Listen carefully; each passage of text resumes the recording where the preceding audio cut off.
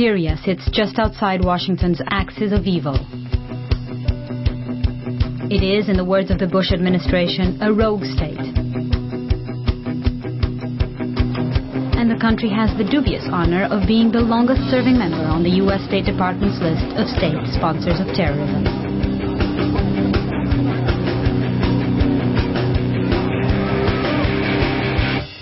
With credentials like these, it's no wonder people look at you funny when you say you're heading there.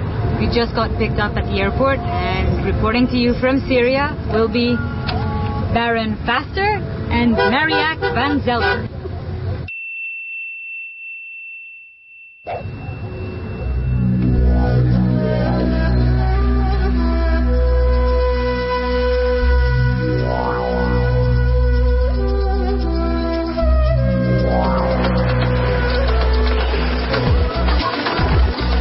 Despite its current rogue reputation, Damascus is a cornerstone of civilization. Dating back to at least the 3rd millennium BC, Damascus lays claim to being the oldest continuously inhabited city in the world. It was here that Saul became Paul the Apostle, who spread Christianity throughout the Roman Empire.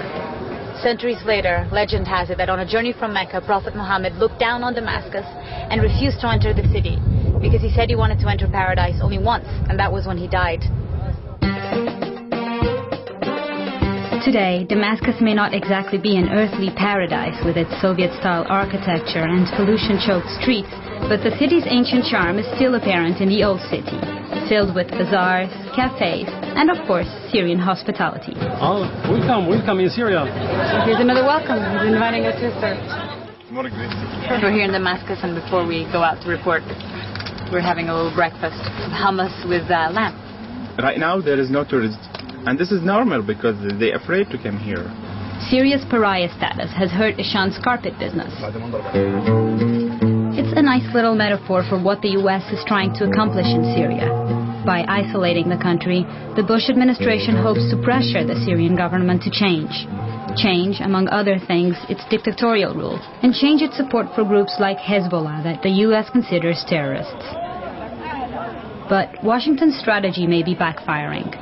Caught between the war in Iraq and the ongoing Arab-Israeli conflict, Syrians are increasingly skeptical of U.S. intentions in the region.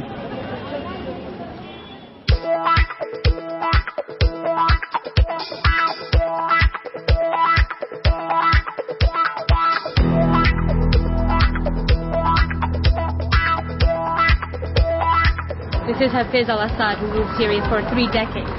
His oldest son, Bassel, died in a car accident. So when Hafez died in 2000, his second son, Bashar al-Assad, who had been studying in London to be an ophthalmologist, took power.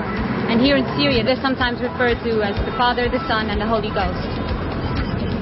It's actually really uncomfortable because there's a military man just sitting here looking at us. Gotta have a...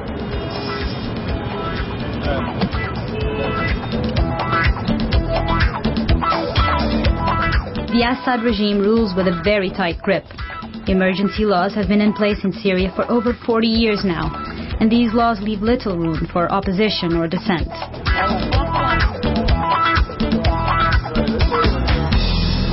So we're going to meet Yassin al-Hajj Saleh. He was a political prisoner in Syria for 16 years, and now he's a member of the opposition, and he's an advocate for democratic change in Syria. Emergency law, the meaning is that everything can happen to anyone at any time. Every bad thing, not every good thing. I mean, you are always threatened. And the government is immune, completely immune. If they arrest you, if they torture you, even if they kill you. And of course, this is inhuman. When President Bashar al-Assad took power in 2000 at the tender age of 34, there was much talk of reform in Syria. It was believed that the young men would loosen the grip a little. I went to find out about the state of this reform. I'm sorry, what? Reforms? I mean, I didn't hear this word for months. Nobody in Syria is speaking about reforms. Everybody is busy with the regional conflict, with what's going on in Palestinian territories, what's going on in Iraq, and what is going on in Lebanon.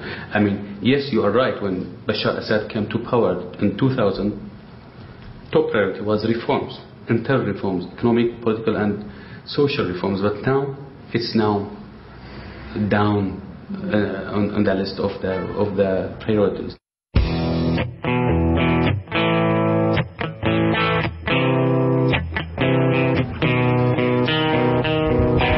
Regime change.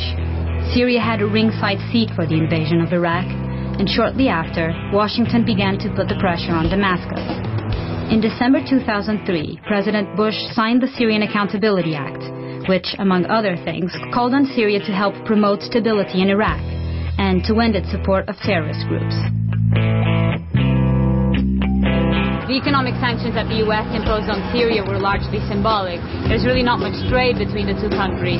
And until recently, Syria remained one of the only places in the world where you couldn't find a Coca-Cola or even a Pepsi. And in the whole of Damascus, there's only one American restaurant chain, this one here. There's actually a small group of people gathering here today to protest against whatever little U.S. interest there is here.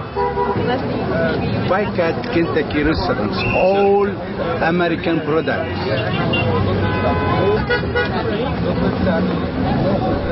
It's a way to fight the American plan. What is? Not buying American products. There's a way to fight. To fight the American plan to conquer in some way the area. So you don't buy American products? I don't buy American products. Never? Never. You never drink a Coke? I never drink a Coke. I drink Syrian Coke.